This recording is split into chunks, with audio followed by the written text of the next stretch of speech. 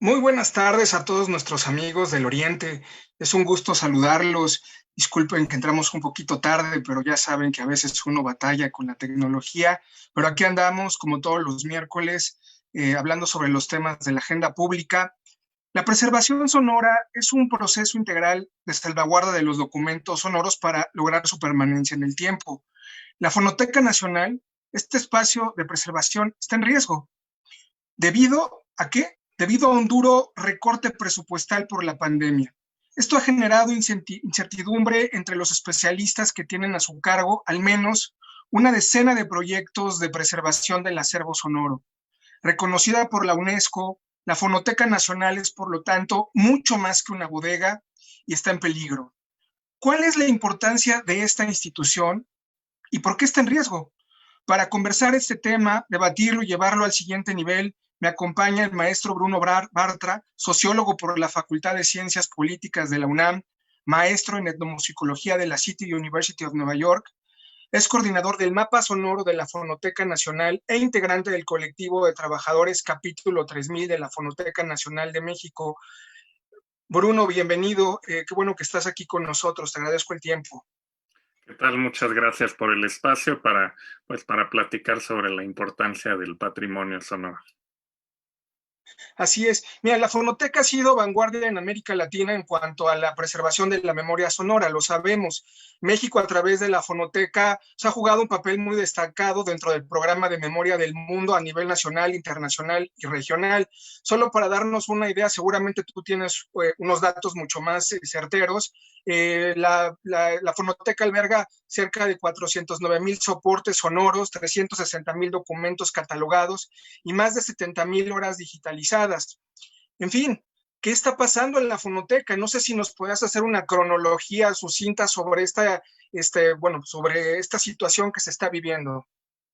Sí, claro que sí. Pues bueno, de entrada lo que está pasando es que a raíz de lo que se nos anunció, al menos a nosotros el 23 de diciembre, como un recorte bastante fuerte a la Fonoteca Nacional, quedamos fuera prácticamente todos los trabajadores capítulo 3000. Digo, para detallar un poco, Fonoteca los Nacional. trabajadores capítulo 3000 son aquellos que trabajan por honorarios, es decir, sin un contrato de base, sin prestaciones de una nómina, por decirlo así. Pero bueno, es como ha venido Trabajando 3000, la digo, fonoteca.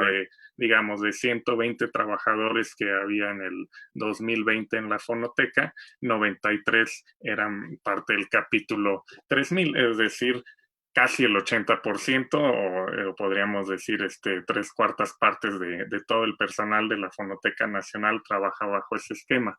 Ahora, ante lo que nos dijeron, originalmente nos dijeron que era causa de un recorte presupuestal entre el 75 y 80%, quedamos fuera aproximadamente esa misma cantidad de porcentaje de los trabajadores del capítulo 3000.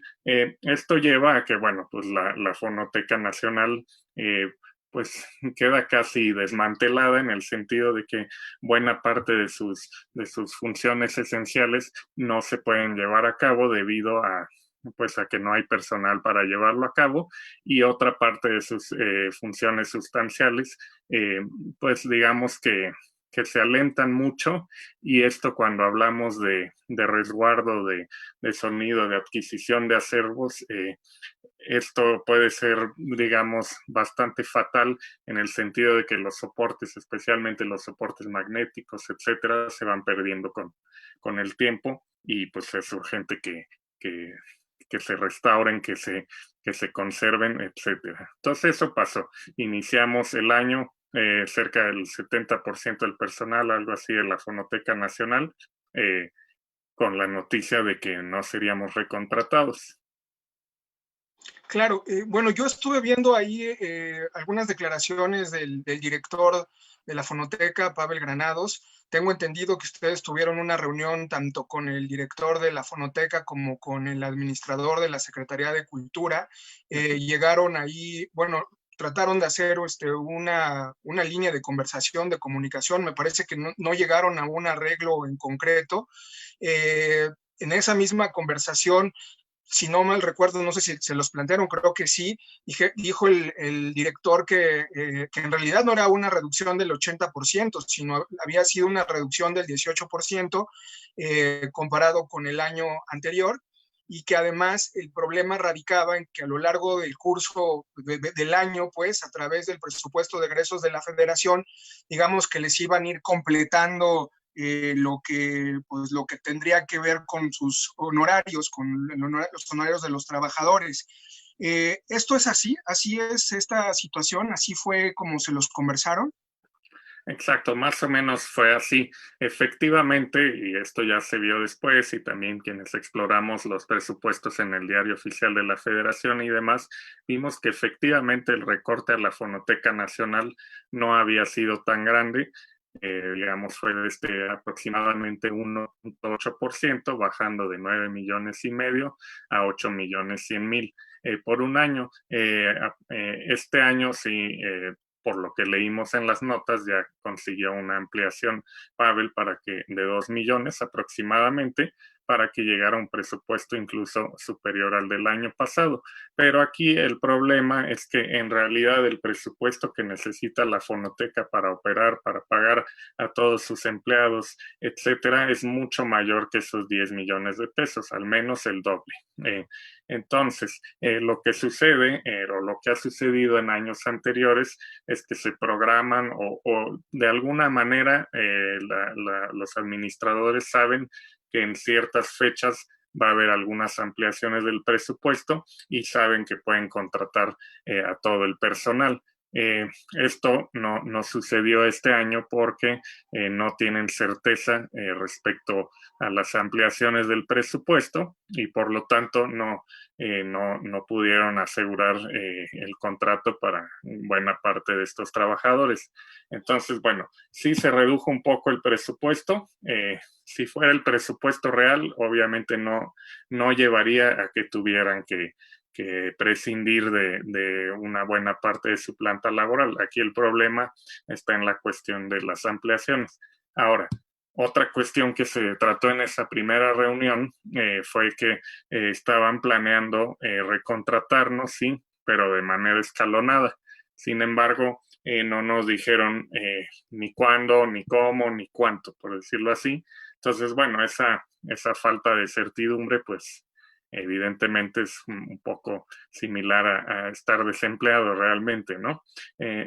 Eso por un lado. Luego, por otro lado, el director de administración de la Secretaría de Cultura nos comentó que efectivamente no había habido, de hecho, ni siquiera un recorte al sector de cultura para el 2021, sino que había habido una nueva asignación de presupuestos. Entonces, en este contexto, donde el presupuesto es el mismo, nada más que se ha asignado a otras cosas, pues resultó un poco alarmante y no quedamos satisfechos con el hecho de saber que en ese contexto dichas asignaciones llevaron a que buena parte de los 93 trabajadores capítulo 3000 quedáramos fuera. Hay digamos, hay esa intención, como lo llaman, de recontratar a todos eventualmente a lo largo del año, pero en ese momento no pudieron dar fechas ni nada, ¿no? Sabemos que a los pocos empleados del capítulo 3000 que sí lograron recontratar, lo hicieron bajo un esquema de menos horas de trabajo y menos percepción salarial, por lo tanto. Pero bueno, el caso es que ese recorte nos tiene así y lo que estamos buscando como colectivo es pues aclarar las cosas y que eventualmente regresemos todos a nuestros trabajos en una dirección que además va con la política o con los ideales que se han lanzado desde Palacio Nacional respecto a no dejar a la gente sin empleo en estos tiempos de pandemia, a estar en contra de la precarización del trabajo, que es una de las características del neoliberalismo que tanto han criticado. Entonces hay como muchas contradicciones ahí. Entonces queremos como llamar la atención a eso. Sí, claro. Bueno, voy un poco a los comentarios de nuestros amigos. que nos ven. Ani Montúfar, saludos, buenas tardes, a Nuevo Laredo. Buenas tardes, Ricardo Salustio nos comenta: hola Ricardo, qué gusto saludarte. Únicamente le van a dejar el 20%, según lo que nos dice Ricardo, el 20% de su presupuesto. Buenas tardes, Carlitos, buenas tardes. Con ese tamaño de recorte de personal, solo quedaron directores. Entonces, ¿quién trabaja en las actividades de la fonoteca? Nos pregunta Carlos Rodríguez. Bueno, digamos, ¿quién va a trabajar? Que sería como la siguiente pregunta, ¿no? ¿Quién está trabajando en la fonoteca? Porque tengo entendido que estos archivos sonoros, pues no se cuidan solos, digamos, tienen que estar supervisados, tienen que estar en ciertas condiciones de mantenimiento. ¿Qué está pasando ahí? Sí, digamos, sí. Es como dije hace rato, ellos originalmente nos habían dicho que el recorte era del 80%, después ya se vio que realmente no fue así. Primero un recorte como del 18%, perdón, dije hace rato 1.8, pero es 18%, digamos, ampliándole algo, o sea que quede igual, pero ese es el presupuesto base. Las ampliaciones es un misterio exactamente cuánto es en total. Según una entrevista que dio el director de la Fonoteca Nacional el año pasado, digamos, el presupuesto final fue de 30 millones de pesos para cubrir todo lo necesario en la Fonoteca Nacional, por lo cual llevaría a pensar que este recorte entonces sería del 66%, pero es un poco ambiguo eso. Ya con relación a los trabajadores, ¿quién queda? Por ejemplo, el área de investigación que contaba bueno, con la directora del área, su mano derecha y aproximadamente 10 investigadores. De esos 10 investigadores van a quedar aproximadamente 3. Entonces, el total del área se reduce más o menos 50%. Salen muchos investigadores pues, que ya llevaban cerca de una década en la Fonoteca Nacional y que conocen como nadie el acervo de la Fonoteca y que habían sido elementos clave para detectar precisamente documentos sonoros dignos de difundir, ¿no? Eso por un lado. Luego, en cuanto a catalogadores, en cuanto a restauradores, también se reduce aproximadamente 50%. ¿Qué sucede aquí? Que, digamos, si la fonoteca ya de por sí estaba un tanto rebasada en el sentido de que llegaban muchos más documentos sonoros de los que se podía ir ingresando por el ritmo, por la cantidad de trabajadores, por la cantidad de equipo. Con menor equipo, pues básicamente se frena enormemente la recepción y el ingreso de documentos a las bóvedas. Documentos que, como dije hace rato, pensando por ejemplo en la colección de cintas originales de las tomas de música del cine mexicano de la época de oro, pues con el tiempo se va perdiendo un porcentaje cada año de todo el contenido de esas cintas. Entonces es muy grave ese freno ahí. Luego está el proceso de digitalización, que de ese 500,000 de soportes sonoros que hay en la fonoteca, alrededor del 40% ha sido digitalizado. Eso a lo largo de 12 años. Entonces, bueno, con este freno ya te imaginarás cómo baja eso.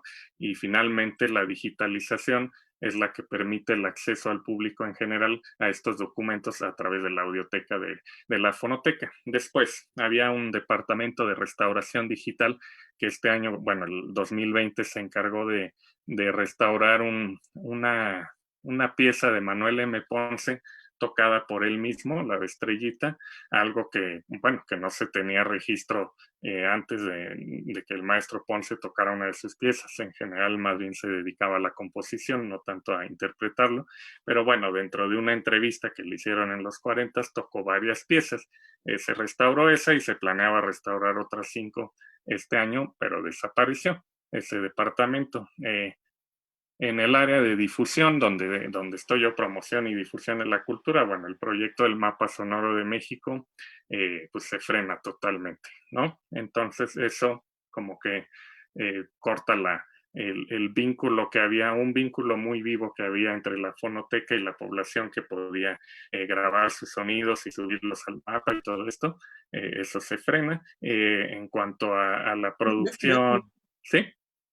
Me detengo un poco en esa parte del mapa sonoro porque creo que ese proyecto, digo, hay varios proyectos de la fonoteca, pero un poco para dimensionar ese proyecto me parece muy interesante porque tengo entendido que la gente podía enviar sus archivos, hagan de cuenta que podían enviar el sonido del afilador o el sonido de, no sé, se venden tamales, no sé, estos que Exacto. están en la ciudad, e irlos cargando en una plataforma para que ustedes puedan meterlos a un archivo. Más o menos entiendo que es así el mapa sonoro, como un mapa de los sonidos de la ciudad.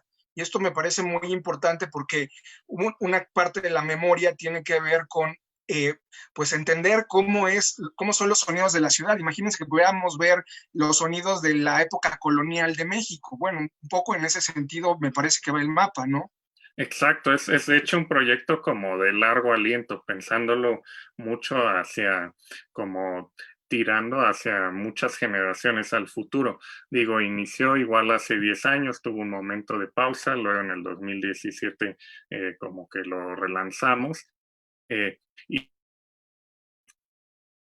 bueno, tiene sonidos no solo de la Ciudad de México, sino de todo el país y además es de acceso público. Es decir, bueno, ahorita mismo pueden accesarlo porque aunque está detenido como proyecto para que se siga nutriendo, la página sigue en línea, mapasonoro.cultura.gov.mx y aparece un mapa de México con diversos iconos pues a lo largo de todo el territorio y ahí cada icono es un sonido. Hay cerca de 900 audios que han sido subidos, la mayoría por usuarios pues de distintos rincones del país y hay algunos que en el área, digamos, en la coordinación del mapa sonoro, seleccionábamos dentro del acervo de la fonoteca y añadíamos algunos extractos de esos audios, sobre todo de los audios anteriores a la creación del mapa sonoro para lograr tener digamos, una serie de grabaciones callejeras o del campo, de la naturaleza, de la gente, de todo. O sea, hay habla, hay músicos callejeros, hay merolicos, como decía, mercados, hay pájaros, hay el sonido del viento, cómo corre un arroyo y de pronto pasan unos patos en Querétaro, así, o sea, es decir, sí buscaba hacer un retrato muy amplio de nuestro país en función sonora y además ser esa especie de catalizador de una conexión nostálgica, por decirlo así, al escuchar los sonidos. Hacia el futuro estaba pensado en que, por ejemplo, si en 40 años nuestros hijos quieren recordar o se van a la cuadra, a la calle o al lugar donde estaba la casa en la cual crecieron y escuchan la voz de ese vendedor que solo pasaba en esa esquina y de inmediato se hace una conexión con el pasado y eso ayuda pues a generar cierta cohesión social que siempre es buena para nutrir el alma y la identidad de los países, ¿no? Y Claro, bueno, eso sí, sí, me parece que es muy importante. Sí, nada más como para aterrizar lo que estás diciendo también, pensaba mucho pues en nuestras familias que de pronto cuando se va un ser querido no tenemos registro sonoro de su voz, ¿no? Entonces también un poco me parece que el mapa sonoro va en ese sentido, no de las familias, sino digamos como nación, como mencionas. exacto. Y bueno, en cierta forma para quien lo sube, digamos, o sea, sí estábamos escuchando los audios porque se buscaba que no hubiera publicidad, ni propaganda, ni nada de eso. No, no es un sitio para eso, es un sitio más para retratar la cultura. Pero en muchos casos sí es como eh, una charla callejera seguramente de una persona, ya sea con su mamá, con su hermano, con sus hijos, con un amigo, y eso forma parte de la memoria histórica del país en general, porque se escucha una forma de hablar de cierto lugar y de cierto tiempo, pero efectivamente para esa persona hacia el futuro también se convierte en una memoria del momento y de la persona con la que habló, ¿no? Sí, es importante. Es de ese tipo de cuestiones de la cultura increíblemente importantes, pero que no se pueden palpar, no se pueden cuantificar realmente en cuanto de una nación, ¿no? Pero bueno, eso está totalmente Claro, y frenado. bueno, viene a colación con otro comentario que nos realizan nuestro amigo Ricardo. Cuando a un gobierno no le interesa la cultura, mientras que le sube el presupuesto a sus programas, como los niños, bueno, ahí hay un problema. Saludos amigos, saludos Vero. Vero, un abrazo, saludos a todos nuestros amigos de Observatorio, saludos a Querétaro, a Puebla, a Estados Unidos. Carlos, felicidades por el invitado. A partir de ahora, ¿cómo ves el futuro de la fonoteca? Nos pregunta Carlos, ¿cómo ves tú el futuro de la fonoteca? Bueno, pues está totalmente desmantelada, lo veo muy negro, pero tenemos pendiente una segunda reunión con las autoridades, debe ser en estos días. Digamos, si ya tienen unas fechas o realmente un plan para el 2021 de ir recontratando a este personal digamos, de manera escalonada y eventualmente llegar a su nivel, será como unos meses muy negros para la fonoteca y en los cuales se perderá un cacho de la memoria sonora del país, de estos, digamos, de estas nuevas cintas que no puedan ingresar tan rápidamente. Pero no sería tan terrible en caso de lograrse ese. El mejor escenario sería, obviamente, que adquirieran un presupuesto de algún lugar, por ejemplo, precisamente de uno de esos proyectos que se está comiendo más de la cuarta parte del presupuesto general de cultura, por decirlo así, y del cual tan solo medio punto porcentual con eso se salvaría la fonoteca. Es decir, bueno, voy a ser más claro, el proyecto Chapultepec. Estamos hablando del proyecto Chapultepec, ¿no? Sí, son 3.500 millones de pesos. 0.5% de eso alcanzaría para ya dejar a la fonoteca como estaba y creo que, digamos, ahí lo que haría, digamos, creo que se podría adaptar muy fácil un 0.5% menos de un presupuesto que entre 60 y 80% menos, que es lo que pasa en la fonoteca, y eso obviamente la salvaría. Pero bueno, el escenario más negro es que se quedara así la fonoteca, acabara con una bodega que apenas si puede adquirir nuevos documentos, perdería digamos, su presencia y liderazgo internacional en el ramo. Eso sería lo más terrible. Lo siguiente, que sería muy negro, sobre todo para el 2021, sería esta cuestión de que hubiera una recontratación escalonada. Y el mejor escenario sería, desde luego, que adquirieran, como dije, ese presupuesto de algún lugar que salvara a la fonoteca. Ahora, también aquí vuelvo a algo que nos dijeron, porque todo esto nos lo dijeron el 23 de diciembre a las 5 de la tarde, ahí es cuando se nos anunció de este cambio súbito, como 15 días después de otra reunión donde ya nos habían dicho que íbamos a quedar todos en la fonoteca. Algo pasó en esos días que todo cambió. Pero bueno, además de la reducción del presupuesto, se nos dijo que era a causa de la emergencia sanitaria, que desde luego, si fuera ese el caso, pues uno entendería que bueno, es mejor salvar vidas en estos momentos que salvar algunos cachos de la memoria histórica en cintas. Es decir, creo que ahí pues no habría espacio para debate. Pero ya que tuvimos la reunión con las autoridades, resulta que no hay reducción en el presupuesto de cultura, sino las nuevas asignaciones, y por lo tanto sabemos que ese dinero que no se está usando para, digamos, para pagar el sueldo de casi 100 familias, tampoco se está usando para comprar vacunas contra el COVID o para tener mayor espacio para enfermos en hospitales, ¿no? Entonces, eso resulta un poco, pues también de nuevo contradictorio, ¿no? Y raro. Claro, desde luego. Y en ese sentido, me gustaría mucho invitar a la gente a que viera, a que leyera el artículo que publicaste en Letras Libres, El golpe a la fonoteca. Es un artículo muy interesante en donde hace referencia en gran parte a todo lo que estás comentando, pero también hace referencia a algo que me parece muy importante, el acervo que está en grave riesgo dentro de la propia institución. ¿Y por qué digo esto? Lo menciono porque a veces creo que la sociedad tampoco se apropia de estas instituciones, ¿no? Un poco ocurre como estos organismos autónomos, aunque no es un organismo autónomo, pero que no que no hay como esta apropiación social que dicen esto es nuestro, ¿no? Esto no tiene que estar en el vaivén de una política de gobierno en concreto, sino que se tiene que preservar porque es importante. Y es ahí donde va el asunto. En el documento en el artículo que publicas, mencionas que hay archivos muy importantes, mencionabas una anécdota ahí de un archivo de Agustín Lara, ¿no? Por ejemplo. Me gustaría que hablaras un poco de eso también como para acercarlo a lo terrenal, para que la gente conozca la importancia de estos acervos sonoros, más allá de Frida Kahlo, porque ves que estuvo circulando ahí el archivo sonoro de Frida Kahlo, pero hay otros.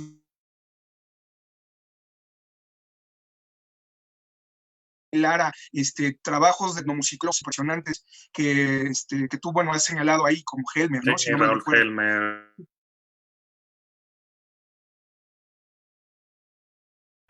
Y ese de Agustín Lara, bueno, sí es una joya, como hay muchas joyas en esa colección específico, que es la que mencioné hace rato precisamente, la de música para el cine mexicano, entre el 56 y el 78 más o menos, y lo que yo menciono ahí fue, bueno, yo solía trabajar mucho en una zona de jardines de la fonoteca, y ahí hay un espacio que da hacia esos jardines donde se estaba trabajando la investigación, análisis y, digamos, catalogación y eventual ingreso a la bodega de esa colección del cine mexicano, y la encargada estaba escuchando unas cosas y me llamó, se llama Civil IM, y me puso unas piezas de piano impresionantes, y de pronto alguien como frustrado que porque no le salía, decía, y era Agustín Lara ya con unas copas encima, un poco desesperado porque no le salía bien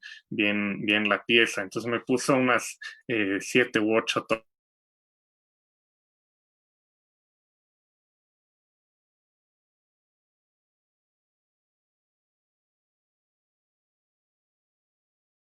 que para cualquier pianista y para cuavillosa, ¿no? Y tanto todo que quería el maestro, y por lo tanto se frenaba y clamaba algo y volvía a empezar, ¿no? Y de pronto unos diálogos de él cuando estaban grabando y demás es muy interesante. Y eso me lleva a hablar de otra cosa, ahora que hablabas de todo este esfuerzo de conectar con la sociedad, ¿no? Precisamente Civil, la encargada de este acervo, dio toda una charla durante uno de los encuentros de la fonoteca sobre estas grabaciones, y bueno, y puso otras maravillas que tiene en su acervo. Y ahí como que ese tipo de charlas que a veces salen en los medios, se queda en la gente que asiste, son las que ayudan a ir conectando poco a poco a una institución como esta con el público. Esas charlas a veces charlas sobre otras cuestiones mágicas, por decirlo así, o joyas, como se les llama oficialmente, del acervo, desde las primeras versiones del himno nacional, la voz de Fanny Anitúa, la Londra duranguense, una gran cantante contralto en torno a la década de los 20, que fue muy famosa a nivel mundial en su momento. Y todo eso, todo ese tipo de eventos son de los que se hace cargo precisamente el área de promoción y difusión. Es decir, toda esa área es la que se ha esforzado durante todos estos años por ir conectando con la sociedad, crear el mapa sonoro, otro proyecto que se llama Musiteca, sacar a la luz el trabajo de los investigadores y empezar poco a poco ganando ese lugar en la sociedad y encallándose ahí poco a poco como está, digamos, haciéndose notar como lo importante que es al resguardar y difundir, que eso es muy importante, toda esta memoria sonora del país. Y esa área, precisamente la de promoción y difusión, es de las más afectadas en cuanto a porcentaje de trabajadores que quedan fuera. Claro que es importantísimo. Voy a comentarios de la audiencia también. Eh, Jox Ríos, saludos desde San Juan del Río, Querétaro. Saludos, Jox. Lamentablemente el olvido de la cultura en general por la 4T. Teo Hernández, hay un riesgo de pérdida de acervos de lo que está fuera de la fonoteca y no será ser que así está ocurriendo. Yo de lo que, bueno, de esta conversación, Bruno, lo que yo veo ahí también dentro del plan, pero bueno, esta es una opinión, pues, pues sí, bueno, finalmente una opinión personal. Eh, Dice el director Pavel Granados que esta contratación o este esquema va a ser depende de lo que ocurra el año, ¿no? Un poco en este plan que tampoco yo veo que exista un plan a ciencia cierta, ¿no? Que depende en gran medida del porcentaje de apertura de la fonoteca. Un poco pues no van a abrir muchísimas instituciones, pero no por eso dejan de, digamos, mantener los archivos pues funcionando, ¿no? Porque, pues, como tú ya mencionabas, este tipo de documentos necesitan un tratamiento especial. Si quieres, ahorita hablamos un poco de ese tratamiento especial, pero creo que no hay como no alcanzo a ver el plan, ¿no? Porque el planteamiento del es concentrales, pero no dice cuáles son las actividades esenciales o cuáles serían esas actividades esenciales que permitieran el asunto de la contratación para cuidar esas actividades esenciales. Mencionó en alguna otra entrevista que eran las bóvedas, cierto mantenimiento, alguna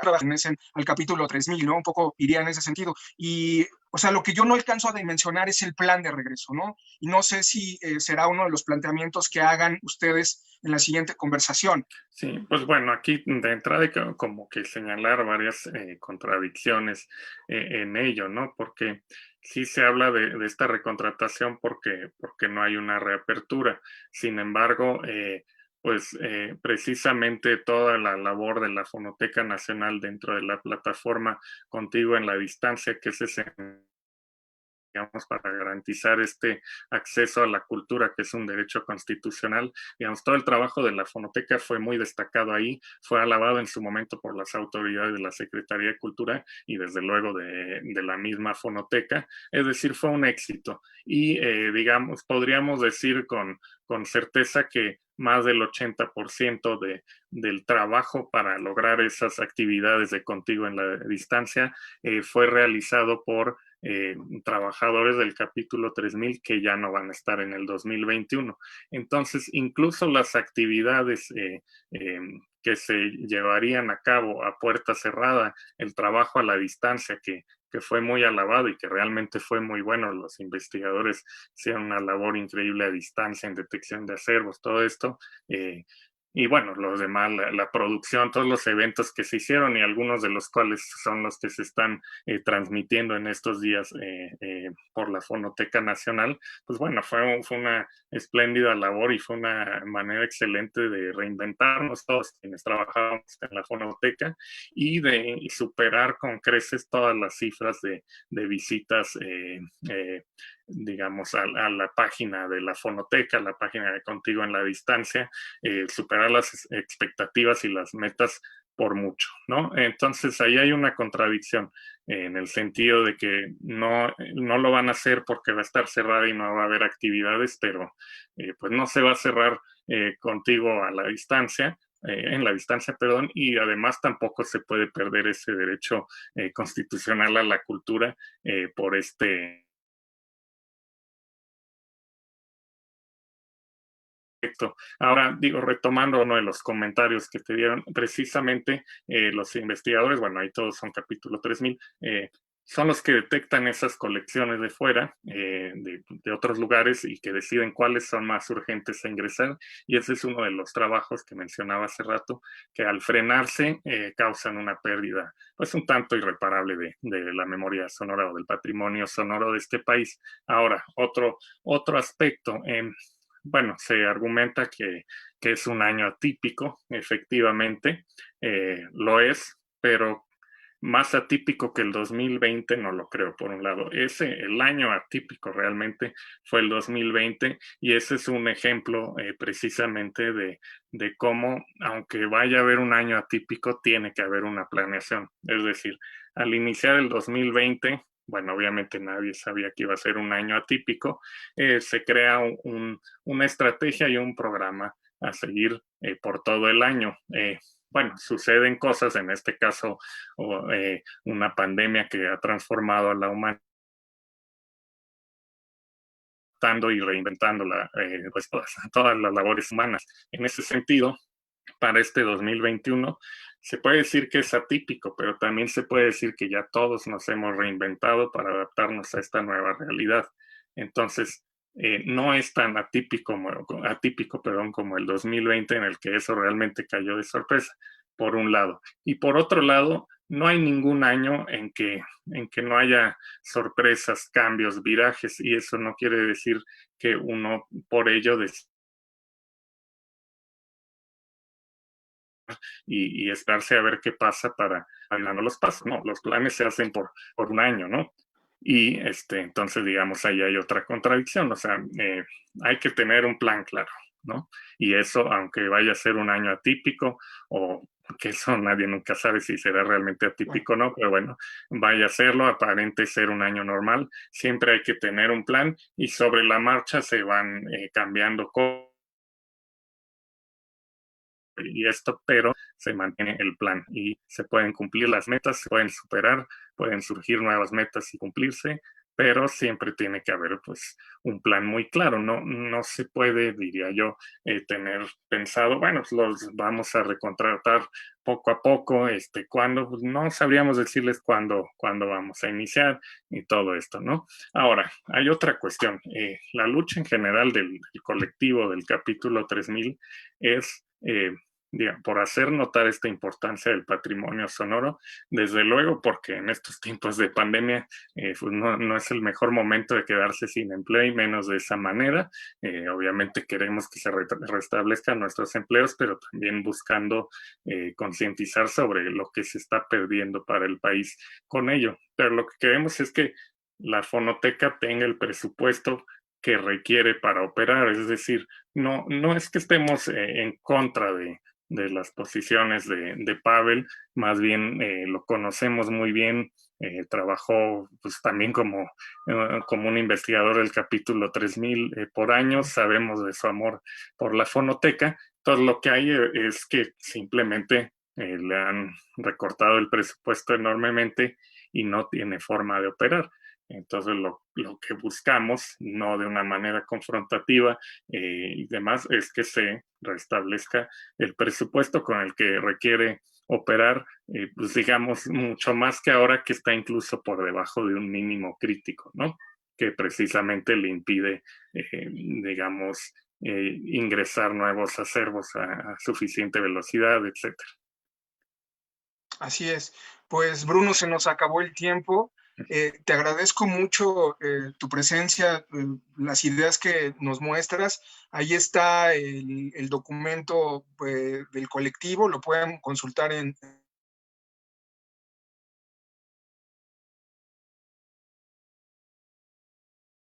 la página. Voy a subir el artículo de Bruno, el instrumento que salió en Letras Libres, para que también lean. Y pues estamos en comunicación para ver cómo termina la siguiente reunión que tengan con el director de la Sí, fonoteca, ¿no? Con Pablo. sí, claro que sí. Esperamos pues que bueno, que todo llegue a buen puerto por la memoria sonora del país, y por enfrentar estos duros tiempos de confinamiento, de pandemia, un tanto negros para la humanidad, con algo de la luz espiritual que genera el sonido, la música, el habla pues, de nuestra gente. Pues así está, así es, querido Bruno. Pues te agradezco la conversación y estamos en